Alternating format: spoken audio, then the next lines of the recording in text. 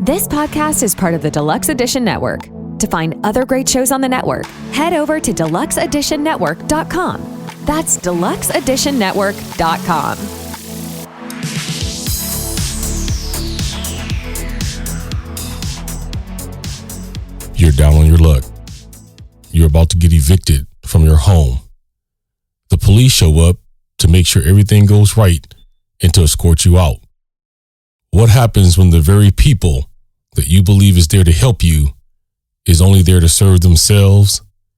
Join me as I examine the case of the police officers who got caught stealing during an eviction on their own body cam on this episode of True Crime and Authors. Welcome to True Crime and Authors Podcast, where we bring two passions together. The show that gives new meaning to the old adage, truth is stranger than fiction. Here's your host, David McClam. What's going on, everybody? Welcome to another episode of True Crime and Authors. Of course, I'm your man, David McClam. Hey, if you guys haven't already, make sure you follow us on all of our social media. One link to a link tree will get you every link you need pertaining to the show. All right, so you probably heard something a little bit different in my intro. It is because I am now a proud member of the Deluxe Edition Network. The Deluxe Edition Network is a network of other podcasters like myself who are doing great shows, and we help to promote each other. This way, I can also bring you guys new shows that you guys may be interested in and find that they are very cool. The one good thing about it is they have what they call a podcast of the month.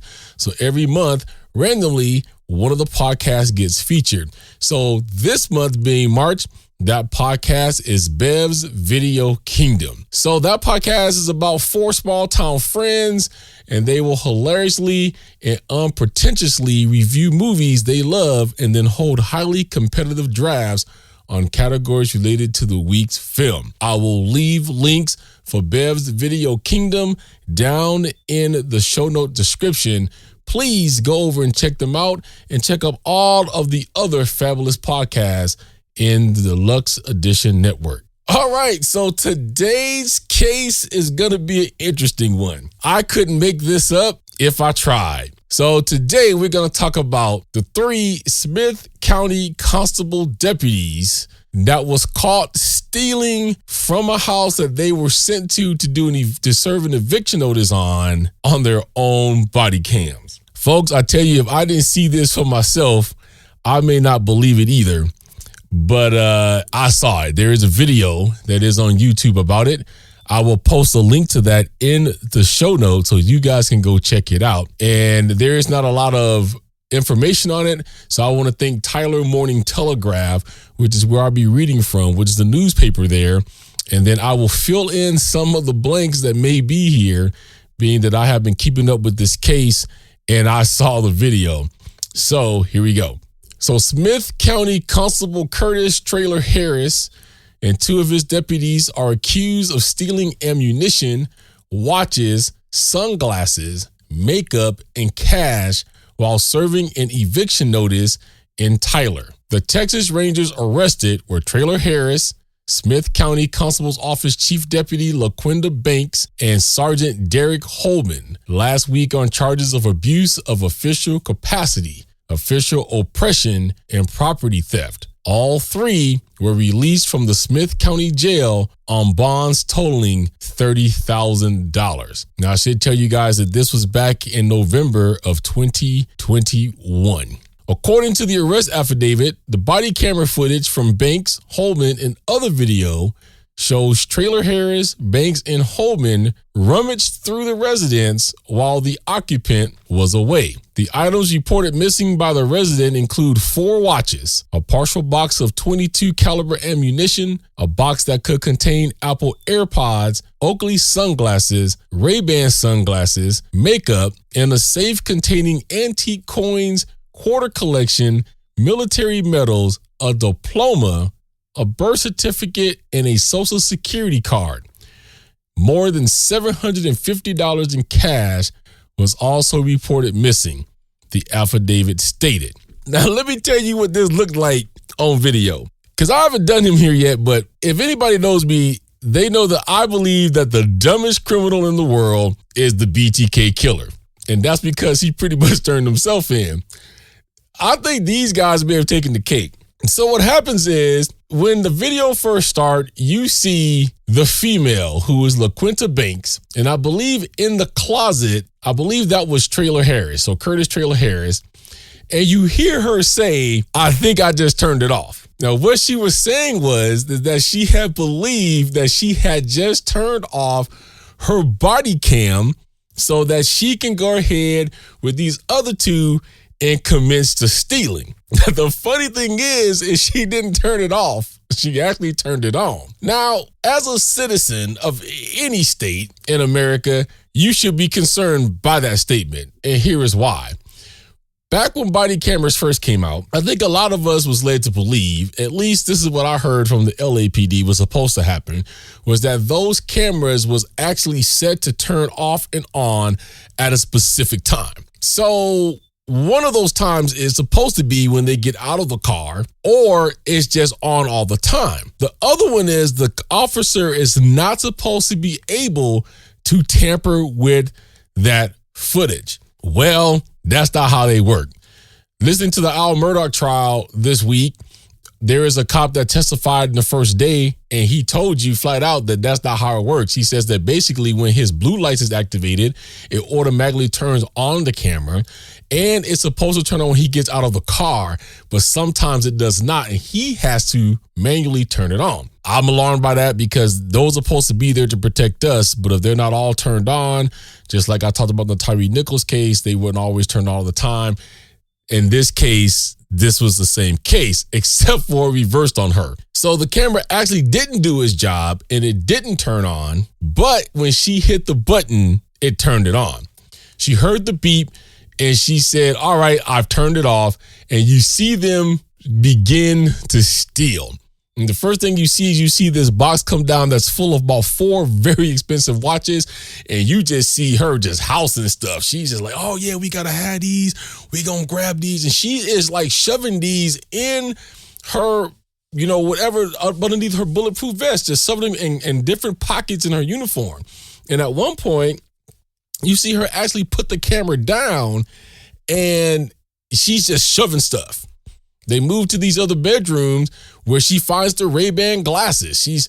And Oakley. So she put both of those in her pocket. She saw a box that had Apple AirPods, but she opened it up and nothing was in there. And she kind of threw that down. And they're just rummaging through this stuff. Because if you're actually asking yourself, why are they rummaging through stuff when they are there to serve an eviction notice? Well, this is probably why. Texas Ranger Chris Baggett wrote in the affidavit, a member of the Smith County District Attorney's Office gave him a USB drive containing Banks's body camera video from the home. While serving the eviction notice, Traylor Harris and the constable employees found drugs, drug paraphernalia, firearms, and cash. And Tyler police were called by the constable's office members, and the police officers later took over the drug-related investigation and arrested the tenant. Now, I've heard this 2 different ways. I don't know which one it is. This is the second way. The first way I've heard it was that when they were called out to serve the eviction notice, that the cops were already told that there were drug paraphernalia, or they believed that there was drugs in the house, which caused them to be able to go in there and to search. So they're supposed to be in there to search to make sure that there are no drugs in there or that anybody needs to go to jail. Now, they did end up finding some drugs, some type of drugs, I don't know what it was, and they did end up arresting one person that I believe. But still, they were going through all this stuff and stealing. The cops that were totally unaware was told not to come up, because there was a couple of cops that was going to come up the stairs, and you hear LaQuinta going, don't come up here. We got it. Don't come up here, because her and the other guy was up in here just stealing stuff. Now, I believe the other guy again was Curtis Traylor Harris, and I believe that Derek Holman was the other guy that we finally see at the bottom. Now, he's down there, he taking stuff. So now we've got 3 cops who should know better. One is a sergeant, okay? I believe that he was in charge of the whole entire thing, he just is guilty. Because from what I understand, he's telling people, go ahead and take what you want to take. So to carry on, in Banks' body camera video, the recording begins in what appears to be a bedroom and bathroom area with Banks telling Trailer Harris in a hushed tone, I cut it off, like I just told y'all. Followed by the tone of a body camera turned on.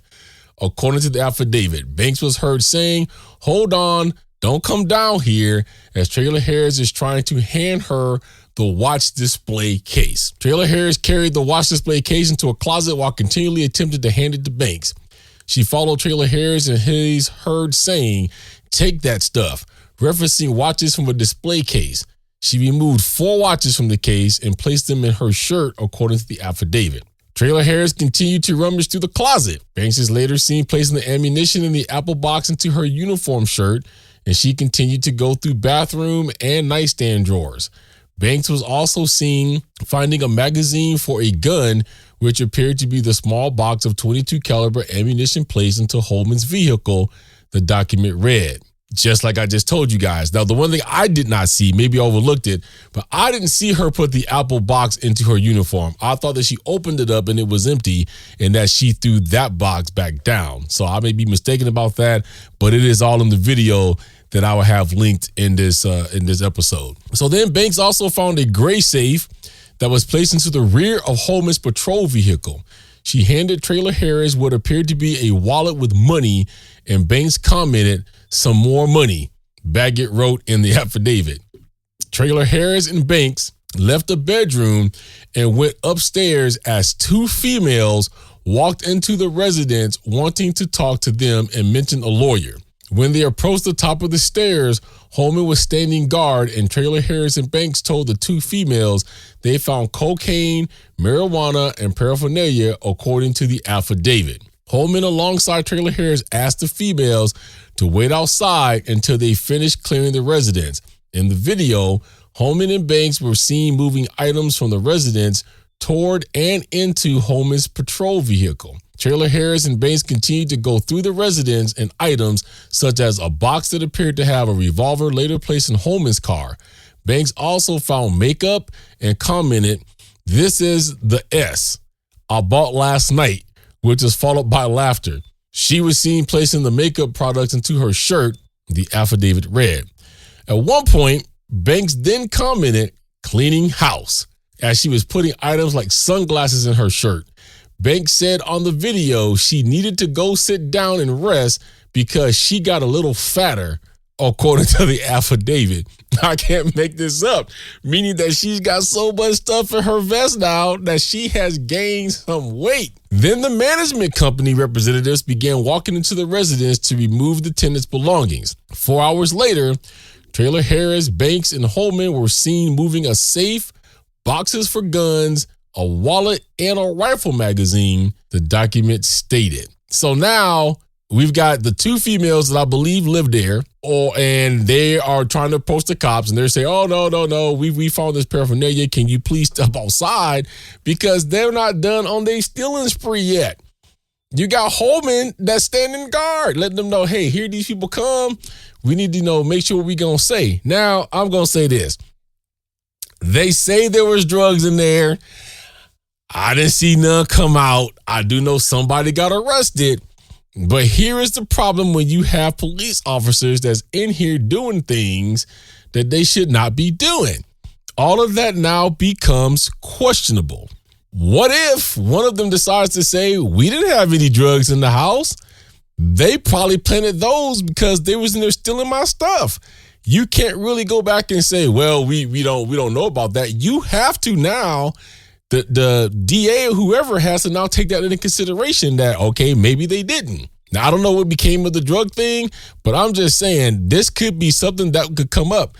If it was me and I was guilty of having drugs in my house and you was caught stealing stuff, believe me, I'm playing that card to the hill because of the fact that now it's questionable. It's questionable if the cops planted that stuff on me. You done stole all my stuff. You putting stuff in the trunk of your car and you won't even let me come in the house. I don't know if this is the law or not, but okay, they cleared the house for their safety. I get that, but you got a whole bunch of cops in there.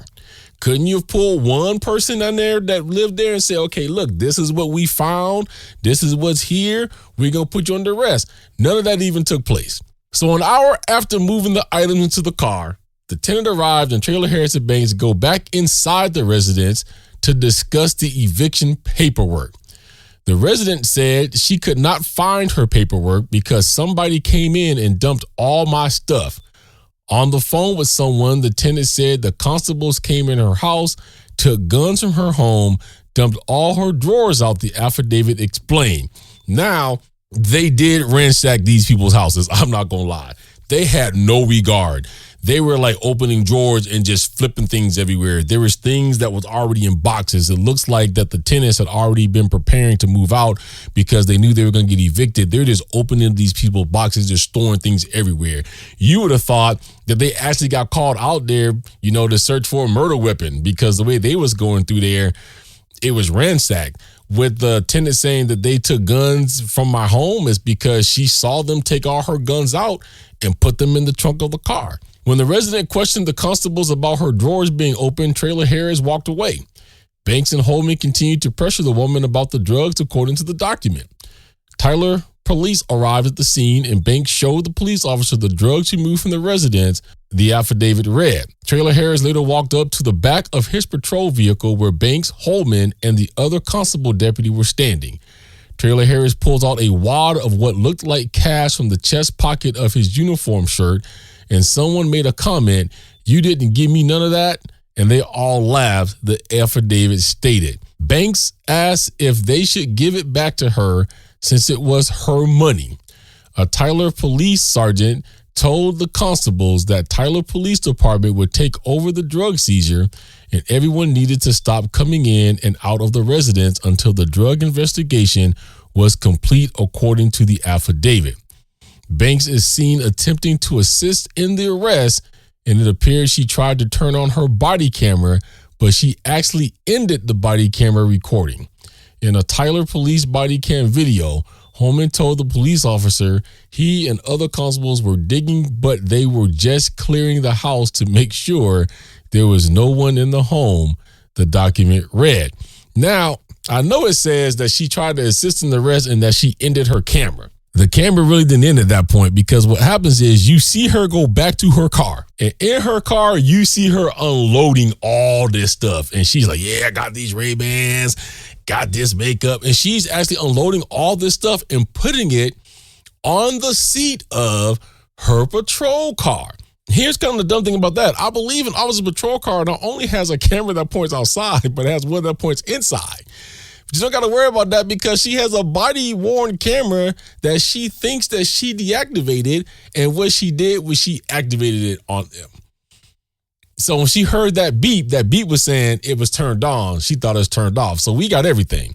So then when Baggett interviewed the tenant, she said she noticed several of her belongings were missing as she and her family unpacked items. She filed a theft report on February 2nd. Some items were iPhones, MacBooks, shoes, perfume, and jewelry. She told Baggett there were also several firearms she said were taken by the constables that were later returned. During the interviews with Trailer Harris, Holman, and Banks, Baggett said they all said they didn't see anyone take items the resident reported stolen to Tyler police. Yeah, because they was the ones who took them. Banks gave Baggett a list of items they returned to the resident 3 days after the incident, including long rifles, a wallet, an antique revolver, a full magazine clip, and a full gun clip. Both Trailer Harris and Banks said there should be body camera video from Banks, possibly Holman, and the other constable deputy from the night of the eviction and alleged theft, according to the document. At one point, the video shows Holman saying, "Take whatever we want now," the affidavit read. Now, this is not funny because it happened to these people. It's funny because of just how dumb these cops were. Do you not think that people know what they have in their house when they have it there? You still in big time stuff. You stealing MacBooks, iPhones, perfume, shoes, jewelry. These are things that everybody's going to know is gone. If you walk into my house right now and stole something, I'm going to know it's gone. When I walk into my house, I know exactly where everything is. And if something looks amiss, who was in the house last? Why do I not see any of this? What happened? They were dumb for thinking that they would get away with it. So like a number of people have said, this is what happens when you give some people some power. They thought that they were not going to get caught because of the fact that she believed she turned off her body cam, which also means that the other two cops also deactivated their body cams as well. Where's the protection? There's got to be some type of rule of law for every state and every county that makes sure that these body cams are doing what they are supposed to do. We are slowly finding out, little by little, that the way these body cams were introduced and what we were told as citizens were all lies. Because we're made to believe that they turn on, that nobody can turn them off, that nobody can take out the video. Now we're coming to find out that ain't true. These cops can turn these cameras on and off at will. And from what I understand now, some of them at least actually has the right to go and see their footage, which means now you can edit that or you can copy that to a USB drive and take it home or whatever you want to do. So there is no safety. So what ends up happening to some of these cops? Well, first of all, it appears that just a little while here, back on December 12th, the Smith County Constable, Traylor Harris, was actually convicted. Let me read to you what it says about what happened, at least to him. A Smith County jury has sentenced a former Smith County constable to probation. The sentencing phase of the trial of former Smith County Constable Curtis Traylor Harris continued Monday morning in the 241st District Court. District Judge Jack Skeen ordered the probation period last 5 years. The former constable was also ordered to pay a $10,000 fine if Traylor Harris violates the terms of his probation at any point during the 5-year probated period. He will go to jail for 2 years. Traylor Harris was found guilty Thursday of theft by a public servant. Now a convicted felon, he can no longer pursue a career in law enforcement. After the state presented their case on Friday, the defense began presenting their case in the punishment phase with an opening statement on Monday. Defense attorney Andrew Damon told the jury he hopes they consider giving him the minimum sentence of 6 months and probating him as long as possible. The defense's first witness was Patricia Crockett, the mother of Curtis Traylor Harris. Crockett told the court her son had wanted to be a police officer as long as she could remember. Curtis is my backbone, she said, explaining how he helps her with medical needs. He really is. The defense asked Crockett if she had ever spent a Christmas without her son, and she said no. Crockett was then questioned by the prosecutors. District Attorney Jacob Putman pressed her about the theft, and Crockett said she understood her son was convicted, but doesn't believe he committed a crime. Incarceration, to me, would be defeating the purpose, she said, about the punishment her son faces. I feel for his mom. I know that they played the tape in court, but sometimes, especially when you have elderly parents, they just either don't want to believe that your kid, their kid would do that, or they really live in denial. When you see this tape, there is no saying, I don't think he committed a crime. He's clearly there. He's clearly talking back to the female, and they're clearly just taking stuff. So at that point, the defense then called Curtis Traylor Harris to the witness stand. The jury was briefly excused while Judge Jack Skeen Jr. reminded Traylor Harris of his Fifth Amendment rights. He waived the right and chose to testify.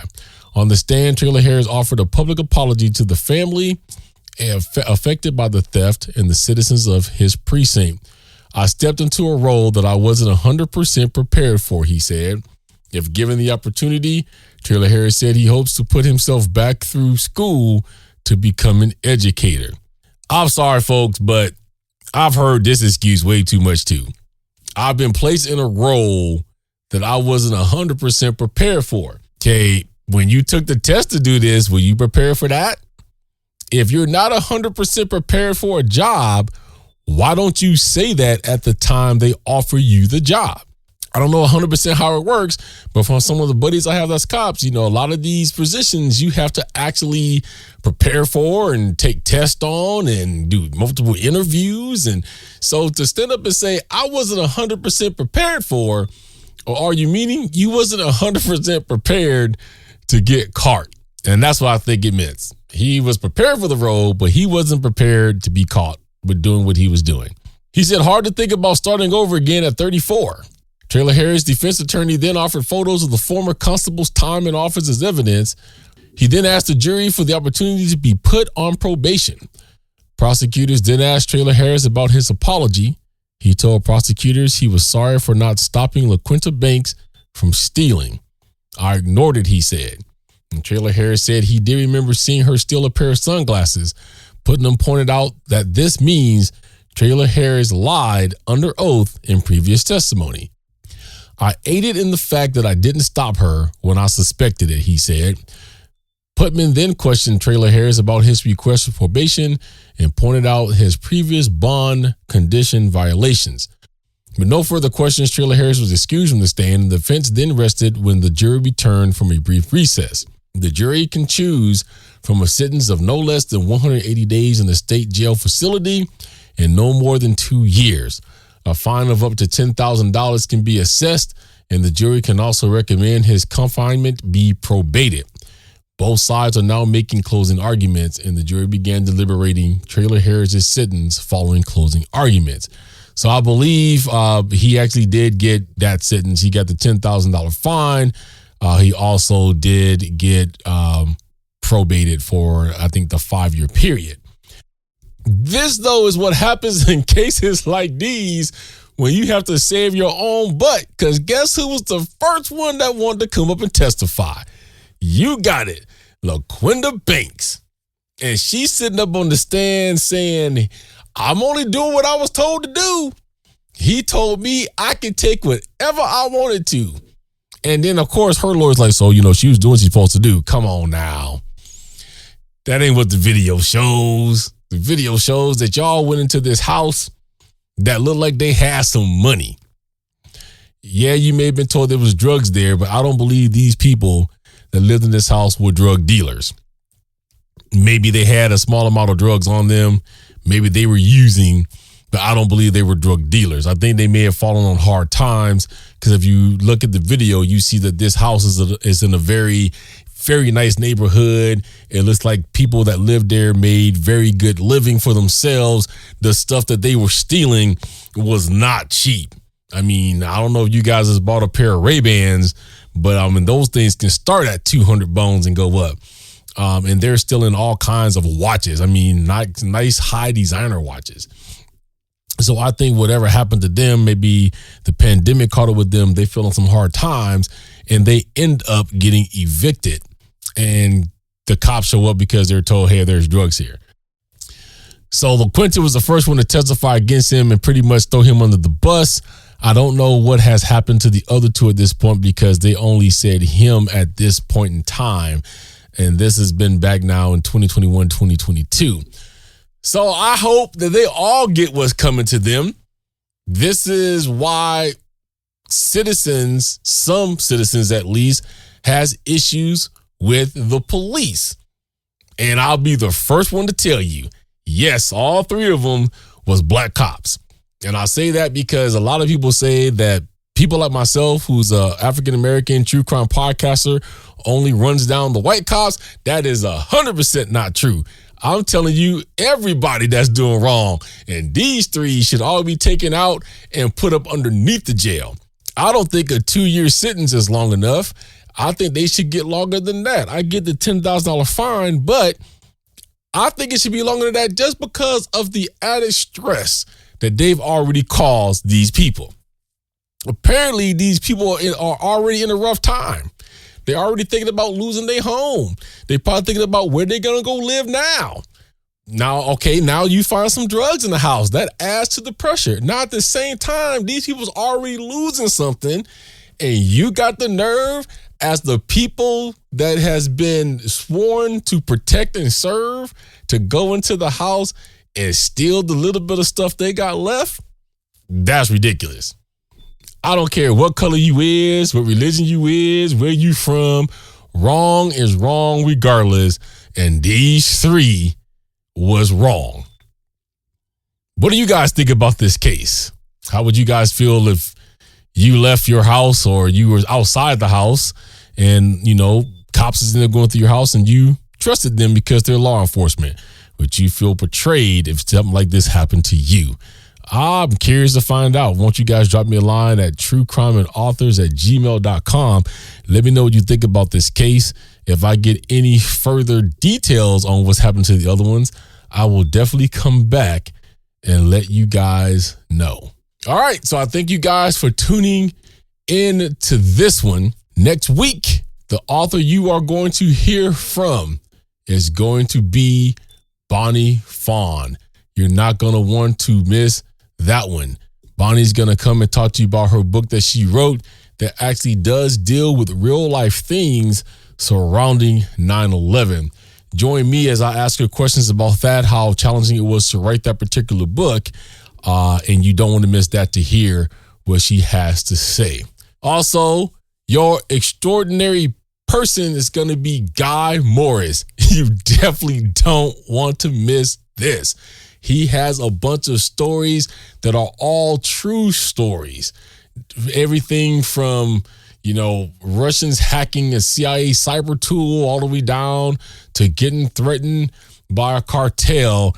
This has inspired him also to become an author. So you definitely want to tune in next week when you can hear extraordinary person Guy Morris and also hear from author Bonnie Fawn. All right, once again, guys, I thank you for tuning in. I know you guys have a lot of choices in True Crime Podcast. I am glad that you guys have chose to stick it out with me as long as you have. I am enjoying doing this for you guys, and there'll be more great content to come. So I hope that you decide to stick around.